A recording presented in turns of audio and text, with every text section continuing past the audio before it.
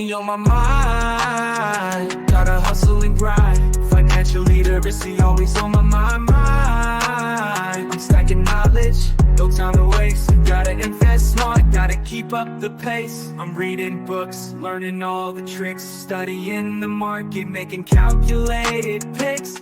What's good, everybody? It's your boy Reckless Ray Dinero, and we are back at it again with another episode of Crypto Portfolio Updates.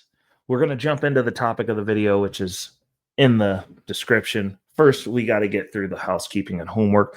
So I want to remind you, go ahead and hit that like on the way in. If you've been here more than twice, especially, make sure you're subscribed. When you hit that subscribe button, there's a bell notification next to that down at the bottom of the screen. Make sure it says all on. And last but not least, if you could do me the favor of sharing the video, we are up to... Hold on a second. I gotta check my subscriber count. 396 subscribers. We are on a march to get to 500. That leaves us with 104 subscribers that we need, and I need to find them. I don't know where they're at. So I would ask that you guys go ahead and share the video, especially if you get some. Well, actually, don't share the video if you don't get value out of it. If you get value out of it, definitely make sure to share the video, please. Oh, God, my allergies. It's that time of season. I have a little transition period at the beginning of fall and spring where I get the sniffles and the sneezes. And today we had a couple of sneezes, mostly sniffles. Anyways, let's go ahead and jump into it. I want to give a shout out. Actually, I'm not a narcissist. Let's go ahead and micro machine me down there in the corner. And... yeah, that's good. Okay, so we're jumping in. As of today, we are down a little bit. We're a little bit down. 112,000. We got into the 111,000s, and it looked like somebody bought us back up. And yeah, that's kind of where we're at. For the Bitcoin price, Ethereum price is at $4,164.84. Can't complain about that. Bitcoin dominance is sitting strong at 56.3%. Ethereum dominance is at 12.7%. And gas fees aren't even being recorded right now. I'm hoping that is a result of the gas price just being insanely low. But I haven't been on Ethereum today, so I have no idea exactly where the gas prices are sitting. Moving on. Trending, top 3 trending coins. We have at number 1, Aster. At number 2, Undead Games. Shout out to GameFi. And at number 3, Blessed. Moving on to the top 5 gainers and losers of the day. Now, we are recording this Tuesday evening. You guys will be seeing this on Hump Day. Happy Hump Day to those of you who are midway through the week. We're going to start off with the top 5 gainers. I hope everybody gets an opportunity to be on this list. It's looking pretty strong. Not going to lie. Like we're seeing some big up numbers. Anytime you get a triple digit on there, that's a good day. And then, you know, all the top 4 are above 50%. Can't complain about that, especially with the market being down. Jumping right in, we've got it number 1 at rank 403, Bless, with a gain of 198.9%. Somebody in the last 24 hours got blessed. No pun intended. And number 2, we have at rank 217, AI Companions, AIC, with a gain of 89.9%. At number 3, we have at rank 955, Punk Strategy, with a gain of 77.3% in the last 24 hours. At number 4, we have at rank 355, Slash Vision Labs, with a gain of 60.6% in the last 24 hours. And last but not least, number 5, we have a rank 247, which actually you could flip 4 and 5. This is a live update, and the numbers changed as I was reading. Lombard, with a gain of 61.3%. Okay. Solid list. All 5 were over 50%. That's awesome. Moving on over to the top 5 losers. I hope nobody ever ends up on this list, but if you do, I hope it is an opportunity for you to jump in at a low point on a coin that you've been looking at, a position you've been scouting out, or if you're already in position and you find yourself on this list, I'm hoping that you're actively dollar cost averaging, and this is an opportunity for you to get a little bit extra on the dip, pulling that cost average down. Let's get into it. At number 1, we have at rank 935 UX Link with a loss of 35.6% in the last 24 hours. At number 2, we have at rank 764 Dovu with a loss of 26.5% in the last 24 hours. At number 3, we have at rank 870 Torch of Liberty with a loss of 17.8% in the last 24 hours. At number 4, we have at rank 596. We have Orderly with a loss of 16.9% in the last 24 hours. And last but not least, rounding out the list, we have at rank 850 Jelly My Jelly with a loss of 14.6% in the last 24 hours. Okay, moving on. Got to get some context before we get over in here. In the last 24 hours, we are down in the bull run portfolio 1.1%, which puts us at a total loss at present of 17.2%. You know, I can't even complain about that because it was up to almost 30%. So we're moving in the right direction. You got to take the good with the bad. That's where we're at with the bull run. We're going to go ahead and jump into the top 10. And yeah, so at number 1, we have Solana, SOL. At number 2, we have Ethereum, ETH. At number 3, we have Thorwallet DEX, TGT. At number 4, we have Aave, AAVE. At number 5, we have Jupiter Perpetual Liquidity Provider Token, always a mouthful, JLP. At number 7, or hold on, is that 5? That's 1. No, 1, 2, 3, 4, 5. That's 5. At number 6, not 7, we have Radium, RAY. At number 8, we have. At number 7, good Lord, I am really locked into this. It's been a long day. Sorry. At number 7, we have Injective INJ. At number 8, we have Superverse. Did I do that right? Hold on. 1, 2, 3, 4, 5, 6, 7, 8. Yeah. Superverse.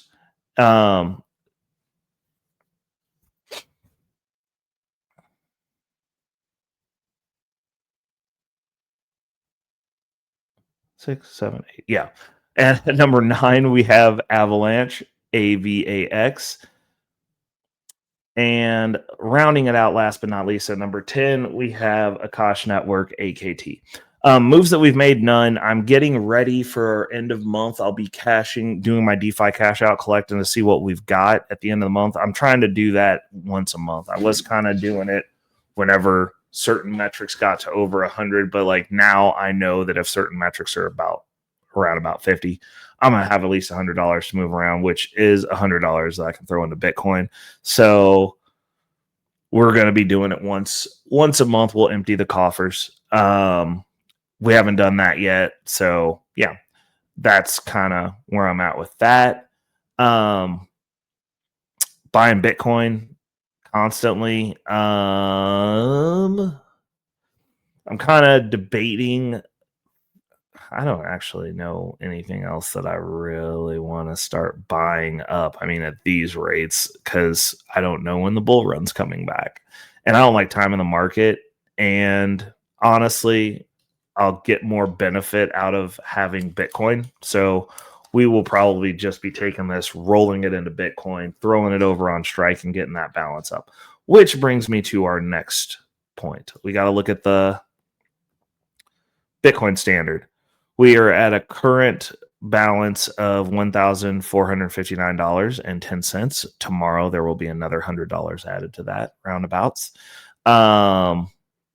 So far, because we're running this at the end of the year, I'll pull what all of my buys over on Strike off of this, and we'll start this over with just those numbers because we're still benefiting from these previous buys at the beginning of the year. So I want to get an updated metric because like right now it's up 24.7%, but everything we're buying right now is buying our cost, bringing our cost average up, which lowers this number. So I don't have an accurate number for where I'm at. And I do want an accurate number from the actual Bitcoin standard of what we're doing over at Strike, or we might be throwing that over, just starting it over fresh, because depending on where we're sitting and what we owe at the time, I might be using some of this Bitcoin as a wedding gift. So, you know, I like orange pilling people, or at least giving them an opportunity. So might be paying some stuff with this Bitcoin, which I know I advocate against, but like peer-to-peer, I am all for it. I don't mind. I know that becomes, oh, well, that's really expensive. And it's like, well, I've already got a whole one. So, and some extra. So if I get an opportunity to pay somebody in Bitcoin that's willing to take the Bitcoin, and I tell them never sell it, like if you fronted me some money and you don't need it, don't sell this. And, you know, plant that seed. I will be doing that. So we might be starting this over again at the beginning of the year. We'll see. I mean, honestly, yeah, I mean, it depends. It depends. Either way, this might be up for grabs.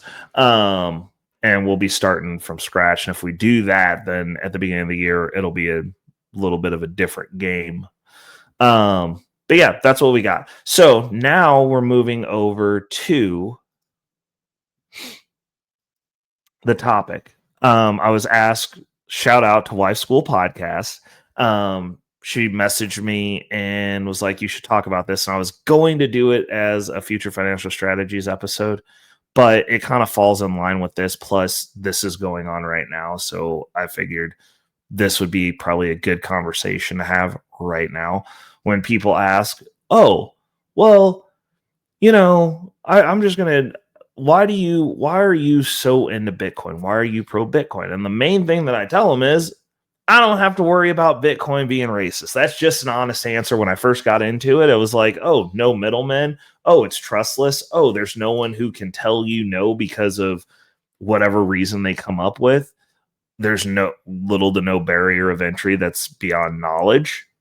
Awesome. And then it started going up like gangbusters. And I was like, this is really awesome. The other thing is, you know, during my time in Bitcoin, I've seen multiple things happen with the banking institutions that kind of rubbed me a little bit the wrong way. One of which, Kanye West being deplatformed. Not deplatformed, because I don't care about that. Like, if YouTube doesn't want me here, then I'm not going to be here. Like, it's fine. I'm documenting things that I'm doing. So, like, the stuff that I'm doing doesn't stop if YouTube doesn't let me make videos. Like, I don't care. It's probably the reason that this channel's not monetized and growing so slowly, because I'm not actually that great at promoting myself either, because I don't even know that I'm that great at this. So, like, it doesn't matter. I'm just out here doing stuff, you know, and hopefully helping some people along the way, documenting the stuff that I'm doing in real life, which actually takes precedence over being on YouTube for me. Anyway, different generation, you know, as a older millennial or geriatric millennial, if you would, I actually remember going outside, and I still like doing that. So the real world does carry precedence over this pretend. I can show up and pretend to be whatever I want, and then the reality of the situation is never what people are putting forward. I don't fall for the highlight reels, so I try not to make highlight reels myself. But Bitcoin, something I'm into, like, heavily. Been into it since 2013. I like crypto. I like decentralized finance. I don't like middlemen. I don't like people getting in between and telling me what I can and can't do with my money.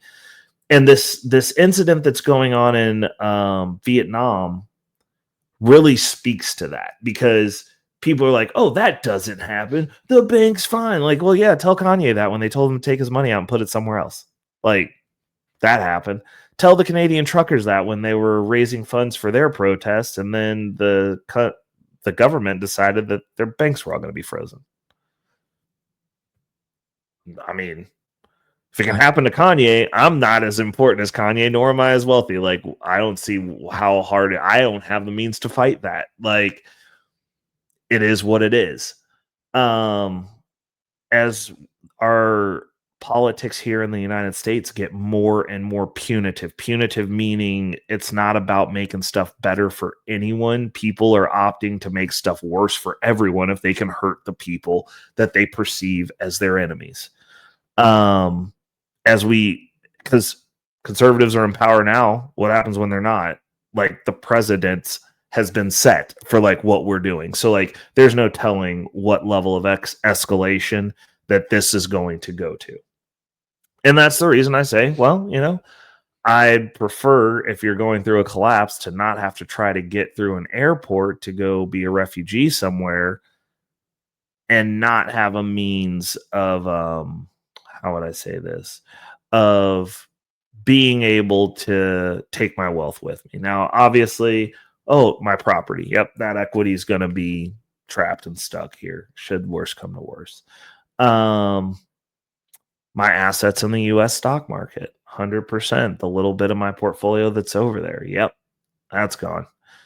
But I'd be able to take all or most of my Bitcoin as long as the internet or the cell service was up long enough for me to make a couple of transfers to cold storage.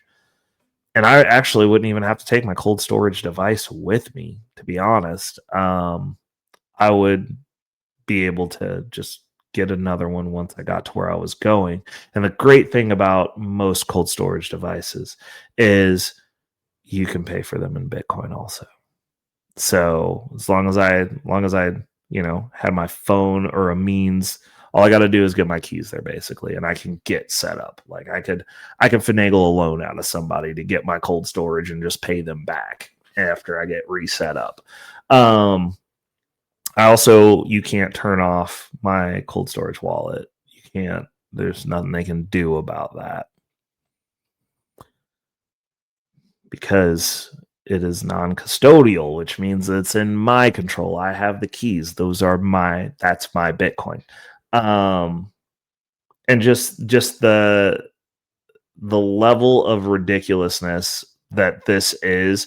So, what they've done basically is they wanted digital identification, which all of us here in the United States, and I like me personally, we've given up so much privacy here in the United States that it's like whatever at this point.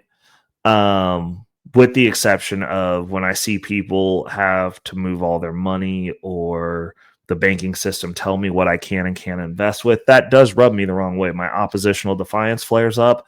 And it just makes me not want to work with them, which is why, while I have a substantial amount of money in my brokerage account, it ain't near all of it. Not even close. The lion's share of it, as far as what's sitting in one place, is sitting in cold storage in my crypto wallet. It's in DeFi. It's in things that I have access to at any given point that no one can turn off. No one can tell me that I can't do what I want to do. And I don't like that aspect of it, but they wanted their digital ID implemented, and the people of Vietnam said, nah. And then they said, no, you need to do this. And then the people said, nah, we don't want to. And then they were like, no, you really need to do this or we're going to cut off access to your money. And they said, nah, we ain't going to do this. And then the banks kicked them all out. Vietnam deleted over 86 million bank accounts in September of this year, this month, due to new biometric regulations. The move has highlighted the risks of a centralized finance and the appeal of Bitcoin self-custody. Like, this is the stuff that we talk about. I mean, I know it sounds tinfoily. I know there's going to be people who be like, yo, haven't done that here in America, but like, haven't done it yet. This is also the same country that took us off the gold standard in 1971 and said that gold was illegal to have and that you had to sell it to them at a lower rate than the rate that the very next day They repriced the gold at so that they could pay their debts off and then start indefinitely printing money, which has destroyed civilization as we know it and is the catalyst for the collapse and degradation of the society that we live in right now. America would never do that. You're complaining about you can't buy a house over something they did back in 1971. Right now. They don't need to do that. They've already made you poor. like they've already made it so you can never buy a house. You either own a house or you don't own a house. I own a house. Doesn't affect me. Like I skirted through. I'm not in that boat. Those of you who don't, problems. Houses are expensive. I know I'm sitting on a lot of equity. Expensive. I couldn't buy my house again at the rate that it would be at right now. I couldn't afford to live in my own house. So I know it's not easy for you guys. If I look at it and go, ugh, couldn't do that again, not without this big pool of equity that I have that I could roll into the next one if I wanted. Like now I can buy houses. I couldn't buy my house now. But that's not even the point because the bank isn't telling me that I can't have access to my money because we just willingly give up that stuff. Like they were like, hey, I need to scan your license. I don't care. What are you going to do? You come and get me. Hard target. Don't care. Whatever. So I live in America. We're allowed to have firearms. I have firearms. I don't personally care. That piece of privacy doesn't matter. They know how many firearms I got because all mine are registered. Like, it is what it is. We do stuff legal around here. But on that same note, it's like, do we need to give up all that information? The amount of information we need to give up to get on social media platforms is crazy. And people in Vietnam said they didn't want to do it. And what did they do? Over 86 million of them just lost their bank accounts. They just hit the delete button. That's simple. Somebody can just delete your existence, your money, where's the money? Are they cutting them checks? Like, those are the things that, as a Bitcoiner, as somebody who's been in crypto for over a decade, those are the reasons that we got into this. Those are the reasons that I'm an advocate for cold storage. And I understand, it's more difficult. Password, seed phrase. That's the cost of freedom. Freedom is responsibility. If you leave the stuff in their hands, if you have to have someone baby and coddle you as an adult, this is the result. If you allow them to feed you, you are allowing them to starve you. And this is instant digital starvation right here, what they did to those 86 million people in Vietnam. And it's just crazy. That is crazy. And the fact that this has happened somewhere means that it could happen anywhere. Because like now it's out in the lexicon of thought. Now we know this is real. Those 86 million people definitely know it's real. We're reading about it in America. We know it's real. I'm talking to you about it. I know it's real now. And once again, not trying to be a jerk, but I told you so. This is what I'm talking about.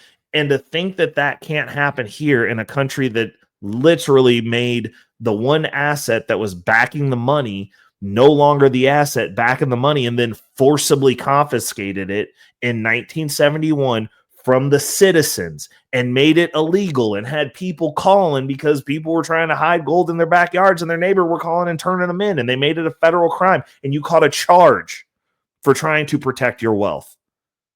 This financial hellscape that we're in is not new, and it is very much by design. And it was done intentionally so that we could have an unchecked government that could do anything that they want. And if they run out of money, they just make up more money to pay the bills that they had with the money that they'd already made up. And as they do that, everything for you and me and everybody else gets more expensive unless you're smart like me and a few other people, hopefully most of you that are in the wolf pack, and you hold Bitcoin because stuff's getting cheaper for us every year. Now the only issue is we just got to get enough of it, because now I don't want to spend it, because why would you spend something that goes up in value every year unless I'm trying to orange pill another individual person, and then that's my way of being charitable to their future. It's like if they'll take Bitcoin, I'm like, I'd rather pay you in that so that you can understand it and don't sell it, because I'm not having conversations with people anymore. I'm like, look, can I pay you back in Bitcoin? I'm pay you back in Bitcoin. Don't sell it. That's your orange pill conversation. Watch the number go up and then ask me. Then we can talk about how money works, because people just they're not cognitively there. You're all in survival mode. You can't buy houses. Like, you can't buy houses. Your parents are buying houses for you. Those of you that are younger that think you're doing something, like I know how that works. Your parents are helping you buy houses. You're not fooling anyone. Again, highlight reels. I actually work in housing, at least in my city, and under a certain age, there's almost always a wealthy parent that's tied to that purchase. And that's cool. I'm not hating.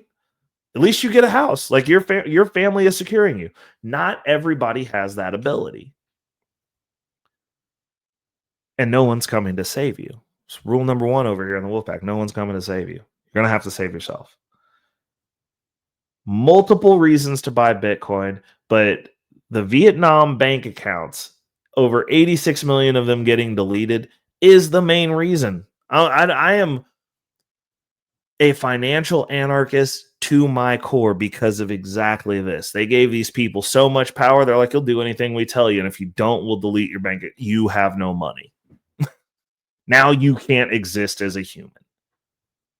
And to say that this couldn't come and couldn't spring up anywhere else on this planet is just willfully ignorant, especially in America with the climate that we are under.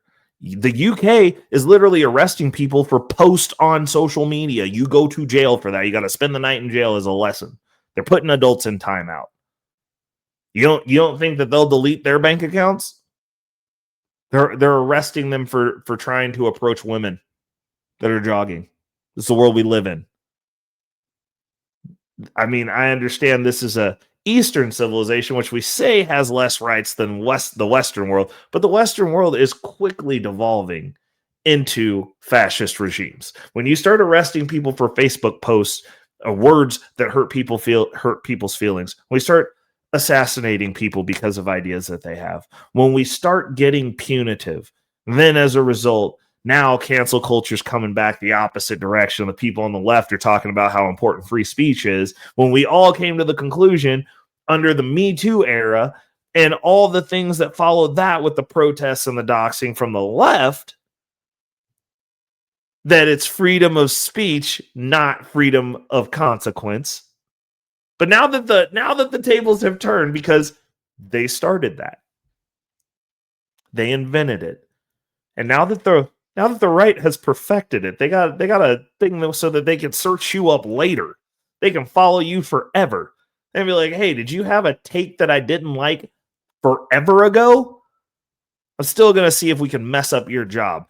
Congratulations, you have given yourself scarlet letters, by the way. For those of you who didn't know about said site, I think most people do.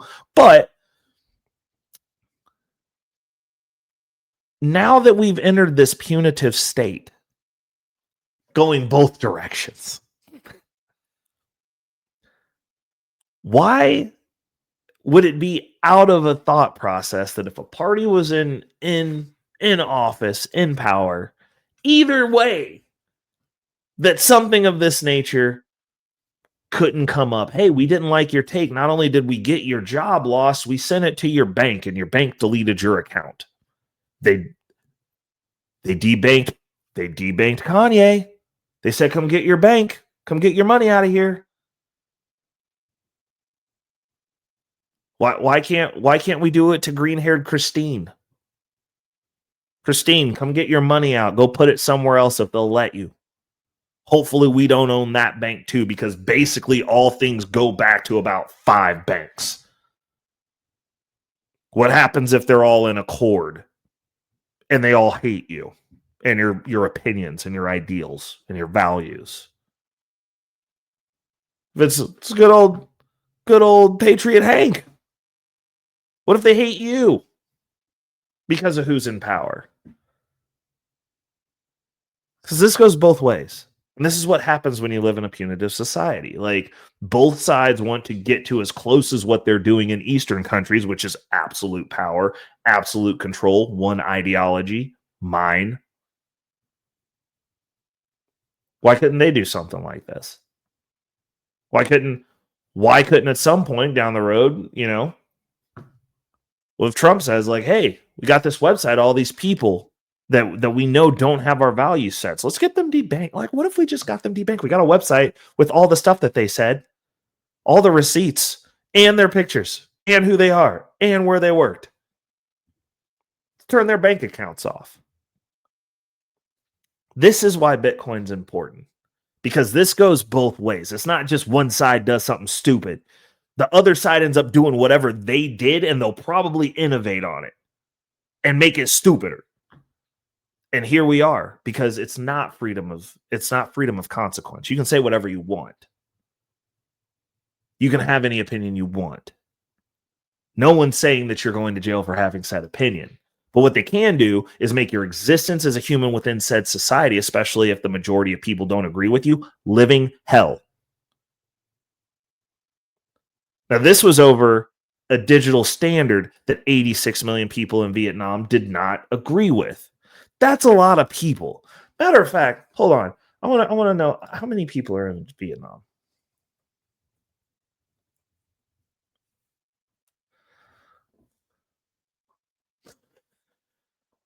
Okay. Oh, this is great. So, in Vietnam, as of 2024, their population was 101 million people. That was in 20. Hold on. I think world meter. It's still at 100. It's 101,740,846 people in Vietnam. And 86 million of them said that they didn't want to do. That's well over 50%. The majority of people in Vietnam were not for this banking digital ID malarkey. The majority of people that live there didn't want that. That means the majority of people in Vietnam are debanked right now. Well over half. 86 million bank accounts. That's over half of their well over half of their population. That's over 75% of their population. 75% of the population in Vietnam just lost their bank accounts. I want you to think about that. And after you sat down and had a hard thought and crunched those numbers and looked and said, like, yo, this country, over 75% of their people just lost their bank accounts. They just deleted their bank accounts because of refusal of a policy that over 75% of the people in the country didn't align with, didn't want to do.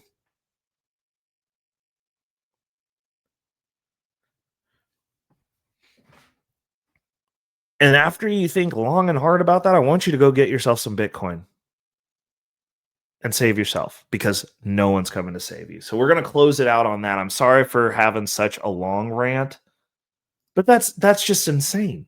That is insane. This world, this actually is the worst timeline. This is crazy. Like, I don't even know what to say about it besides make sure to hit the like on the way out. If you're not subscribed, please give me a subscribe. Not all my videos are this ranty, but every once in a while there's something that just gets under my skin and I got to let it all out. And I did. And now I feel better. So hit that subscribe.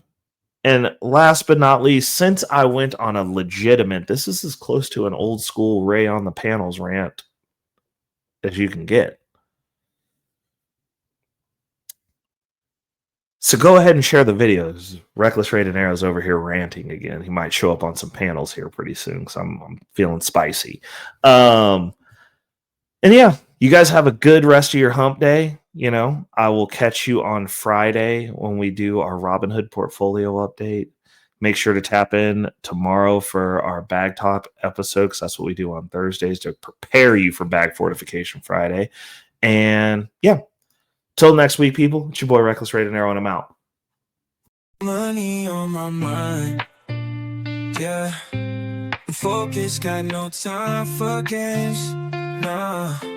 I don't play, man, I'm all about that financial literacy. Investing in my future, building generational wealth. Dollar bills, they be calling my name, but I ain't chasing fame, I'm chasing change. Learn the game, now I'm playing it smart. Putting my money to work, it's an art. I'm stacking paper, building my own empire. No more living check to check, I'm getting higher. Investing in stocks, real estate, and more. Gotta secure the bag, that's what I came for.